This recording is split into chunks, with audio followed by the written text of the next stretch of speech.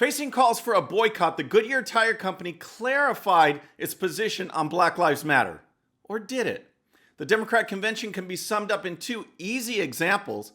Plus, a city council race has to be completely redone because of voter fraud. All that and more. I'm Bobby Eberle. This is a 13-minute news hour. And God bless the United States of America.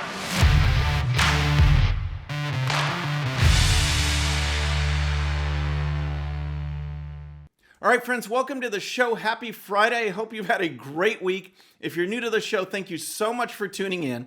We're going to start with Goodyear because Goodyear has not had a good week and they are in major damage control. And you can kind of sum it up like this. If the President of the United States mentions your company and in the same few sentences, the word boycott is thrown in there, it's not good. But Goodyear has jumped in with all these corporations getting woke, being influenced by Black Lives Matter, and they, like many other corporations, are unwilling to stand up against them. They're unwilling to say, hey, wait a second, Black Lives Matter doesn't actually represent or care about Black lives. Black Lives Matter is going after the police based on facts that don't exist, that are flat out wrong. Black Lives Matter is run by Marxists. None of these companies will say that. None of them will do anything. Instead, they jump in 100% in support of BLM, and Goodyear is no different. At a corporate diversity training out in Topeka, Kansas, this slide was released. This was part of their diversity training. Check this out. So this is a slide on what is acceptable to have on clothing in the workplace. And as you can see, under acceptable, you have Black Lives Matter, LGBTQ. Under unacceptable, you have Blue Lives Matter, All Lives Matter, and MAGA, Make America Great Again. So this slide was leaked out, again, part of diversity training out of Goodyear. And as it spread, social media became outraged. The president picked up on it and he tweeted this. Don't buy Goodyear tires. They announced a ban on MAGA hats. Get better tires for far less. This is what the radical left Democrats do. Two can play the same game, and we have to start playing it now. So that same day, this was Wednesday, President Trump held a press conference. He was asked about that tweet, and he went after Goodyear. He said they're playing politics, and he added this. And when they say that you can't have Blue Lives Matter, you can't show a blue line, you can't wear a MAGA hat, but you can have other things that are Marxist in nature, there's something wrong with the top of Goodyear. So the president is absolutely right, and we see this over and over again, folks. Corporations come down on the side of the left and against the American people. Common sense tells you that this organization, this Marxist organization of BLM, only cares about power. They do not care about improving Black lives. They pick up on a narrative that does not exist but is promoted by the media, and they run with it. Corporations are 100% on board. They will not stand up for common sense and the American people. And here's more from the president. And what the radical left does is they make it impossible for people to do business if they're Republican or if they're conservative. They put out all sorts of effort, don't shop there. They do vicious things, not so different than what you saw on the streets of Portland 2 nights ago. All right, so the president, in his remarks, he said that it's basically up to the people to decide. If you want to boycott Goodyear, go ahead and boycott Goodyear. But through the course of all this, Goodyear went into major damage control. On the same day the president held his press conference, they went out on Twitter and put out this statement. Yesterday, Goodyear became the focus of a conversation that created some misconceptions about our policies and our company. Goodyear has always wholeheartedly supported both equality and law enforcement and will continue to do so. So the longer statement there said that this slide was not part of Goodyear corporate. It did not originate there. It was originated there at the Topeka, Kansas facility, not part of Goodyear corporate. They support equality. They support law enforcement. They basically support everybody. It's all good. So that was Wednesday. But then yesterday, they decided to clarify their remarks even more because what they were saying before was not controlling the damage that their damage control was meant to control. So the CEO got out on Twitter. They put out a statement, and here's part of what he said. We have a long-standing corporate policy that asks associates to refrain from workplace expressions in support of any candidate or political party. We have clarified our policy to make it clear associates can express support for law enforcement through apparel at Goodyear facilities. So, change of heart or just caught in the act? Because regardless of what Goodyear says about the slide, regardless if they say this is part of corporate diversity training or not part of it, here's what was actually said at the diversity training. Some people may wish to express their views on social justice or inequity or equity issues such as Black Lives Matter or LGBTQ pride on their face covering shirts or wristbands. That will be deemed approved because it complies with zero tolerance stance. However, if any associate wears all blue White Lives Matter shirts or face coverings, that will be not appropriate. So here's the thing. The CEO addressed the support for law enforcement. They said, oh, we support law enforcement. It's all good. It's good. We clarified the situation. But did they? Because if someone wears a Black Lives Matter shirt, it's acceptable. But what about an All Lives Matter shirt? What about other supportive things? I vote pro-life. I support pro-life. What about those? They really didn't touch those at all. And that's the whole heart of this, in my opinion. It's not just law enforcement, which I support wholeheartedly. It's that the corporations always come down on the side of the left. Black Lives Matter, you can wear it. All Lives Matter, that's offensive. You can't do that. And Goodyear has not clarified its position on that. Let me know what you think in the comments. Is Goodyear sincere, going in the right direction, or just caught in the corporate wokeness and now they're doing damage control? Let me know what you think. So next, we're going to talk about the Democrat convention, which went on all week. But first, if you're new to the show, or if you haven't subscribed yet, please subscribe. And when you do, please hit that bell so you'll be notified. We're making our push for 100,000 subscribers by Election Day. 100K by Election Day, and we can do it with your help. So next, let's do a review of the Democrat convention, because I've been watching the speeches. Last night was the keynote. It was Joe Biden, same thing, blah, blah, blah. But the whole theme, the whole Democrat convention had some major ideas that you could take away from it. Stuff they said, stuff they didn't say. An example, one, the overall overriding theme of this is vote for Joe Biden because he's a nice guy. Trump's bad, Biden's good. Doesn't matter about policies. It doesn't matter that Joe Biden has been ineffective. It doesn't matter that he's a tool of the far left. Joe Biden is a nice guy. And that's what we need right now. With all of this stuff, despite the fact that President Trump lowered taxes, got people to work, record low unemployment, securing the border, all of these things that matter to the American people, you need to vote for Joe Biden because he's a nice guy. That's one. The other thing is that while pushing this nice unity message, they completely ignore the fact that there are riots going on in cities controlled by Democrats. People are getting hurt. Police officers are getting hurt. Democrats in these cities are calling for defunding the police, voting them out altogether, as in Minneapolis. There's nonstop approaching 90 days of riots and protests in Portland. Seattle was a mess with Chaz. All of that was ignored. All of these protests, all of these riots, all of the looting, Chicago, Seattle, Portland, New York, all of this violence is being ignored. And there are cities run by Democrats, states run by Democrats, but they want you to elect a Democrat to run the country. It's absolutely outrageous. So there are two examples, though, that kind of stood out. Smaller little examples, but kind of sum up the whole state of the Democrat Party.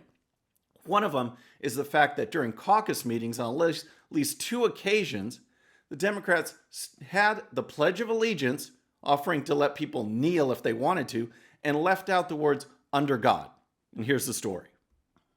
At least two caucus meetings at this week's Democrat National Convention began with recitations of the Pledge of Allegiance that omitted the phrase, under God. Two videos posted online, one of the person kicking off a Muslim meeting and the other starting an LGBT meeting, showed the pledge being recited incompletely. That's just unreal, folks. This is part of the Democrats, their motives, their MO. Let's do the pledge, kneel if you want, no big deal, and we're going to leave out under God. Another one that I kind of think really sums up the Democrats was Elizabeth Warren. She wasn't given a big speaking role, but when she did speak, here's a picture of her. She was in a classroom, a child's classroom, and it just shows you that not even a child's classroom is safe from the Democrats and their propaganda and this wokeness of BLM. Because if you look in, here's a different angle. I'm going to put this up on the screen. Check this out. All right, so in this angle, we can see Elizabeth Warren's giving her speech, but look at the background. I'll zoom in on this. Check this out. BLM. Even a child's classroom is not safe from the Democrat propaganda. They push this message, Black Lives Matter, with part of this speech, subliminally. It's outrageous, folks. But these two examples just sum up everything. You can take away the speeches from Obama and Clinton and Joe Biden and all this host of other far left stuff. These two examples, no to under God, yes to Black Lives Matter. That sums up the Democrats today and how they push out God, but they will worship at the church of wokeness. Black Lives Matter is who they look up to, who they take the direction from, and make no doubt, the far left is running the party. The far left will guide and push the Biden-Harris ticket. They can talk about Biden being a nice guy and all of this stuff, but he's an empty suit, folks. He is the perfect candidate for the far left. They will lead him. They will push him. They will make him side with these policies that are not in the best interests of the people. And as we see from Black Lives Matter, they're based on narratives that aren't even true. It is just outrageous, yet that's the Democrats. That sums up everything right there. So next, I want to talk about what's going on with elections and mail-in voting. But first, folks, you got to tune in Saturday. You got to tune in tomorrow, 11 a.m. Central Time. We have our Saturday live stream. And I've got my special guest, Dean Cain. It's going to be a great conversation on law enforcement, Black Lives Matter, voting, Hollywood today. It's going to be awesome. Plus, as a lifelong Batman super fan, you can tell from the Batmobile on my shelf, we're going to have a little competition. We're going to see if Batman superfan can take down Superman. Check it out. Tune in tomorrow. It's going to be a great conversation and a good time.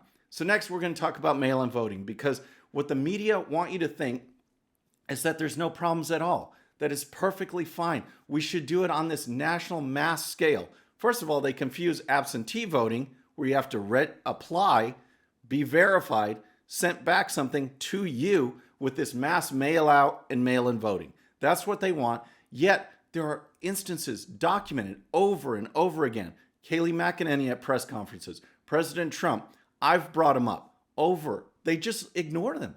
They just ignore them. Well, guess what? Try and ignore this one. Here's another example. A city council race has to be completely redone because of voter fraud. And here's the story. A judge has ruled that a new election will be held in November for a disputed Patterson City Council seat just weeks after the race's apparent winner and a sitting city councilman were charged with voter fraud. State Superior Court Judge Ernest Capicella issued his ruling Wednesday.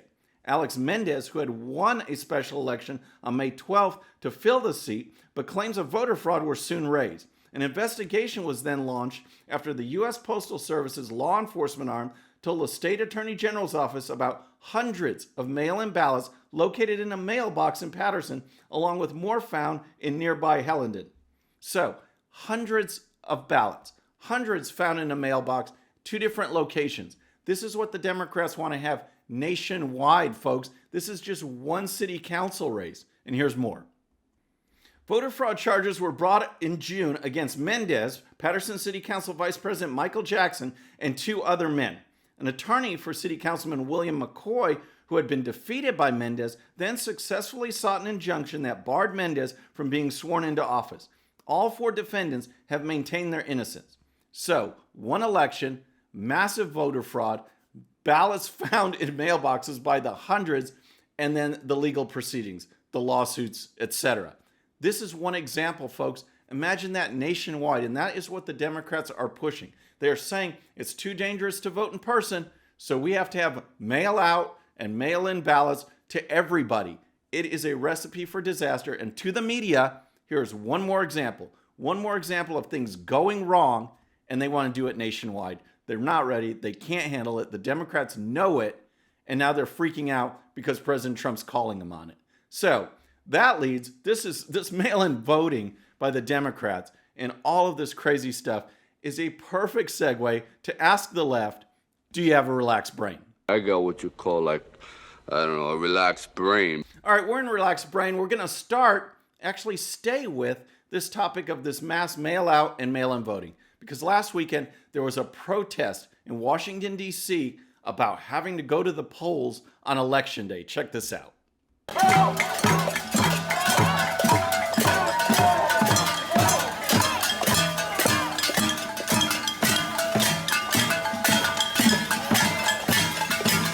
So what can you say? These people are just nuts. But here's the best part. The Washington Sentinel, which ran this story, which posted that video, they ran it under this headline.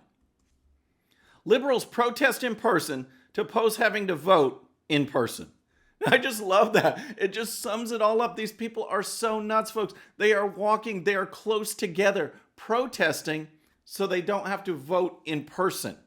Give me a break, folks. The coronavirus doesn't know the difference between standing in line for voting and standing in line at a store, which we've done from the beginning at Walmarts and Home Depots and Lowe's and grocery stores. You can social distance and buy groceries. You can social distance and buy hardware. You can vote. Look at these people. They're proving it right there. They are protesting in person. They're not doing mail-in protesting. They're protesting in person. Guess what? You can vote in person. Then we've got this headline from the Babylon Bee, which I think really kind of sums up Joe Biden. Man who has been in government for nearly 50 years promises to fix government. Think about that one. 50 years in government, and he wants to fix government. He didn't do it when he was with Barack Obama. In fact, it was controversy after controversy, scandal after scandal, IRS, Benghazi, spying on the Trump campaign, you name it. Ukraine, actual quid pro quo with Ukraine, that's Obama Biden. That's not President Trump. Yet this guy all of a sudden wants to fix government. Again, he's going to be a tool for the left. That headline sums it up. So folks, that's our show for today. Don't forget, tune in tomorrow, 11 a.m. Central Time for our Saturday live stream as Batman Superfan takes on Superman Dean Cain. That's our show. Please subscribe, and when you do, please hit that bell so you'll be notified, and we'll see you next time. I'm Bobby Eberle. This is a 13-minute news hour.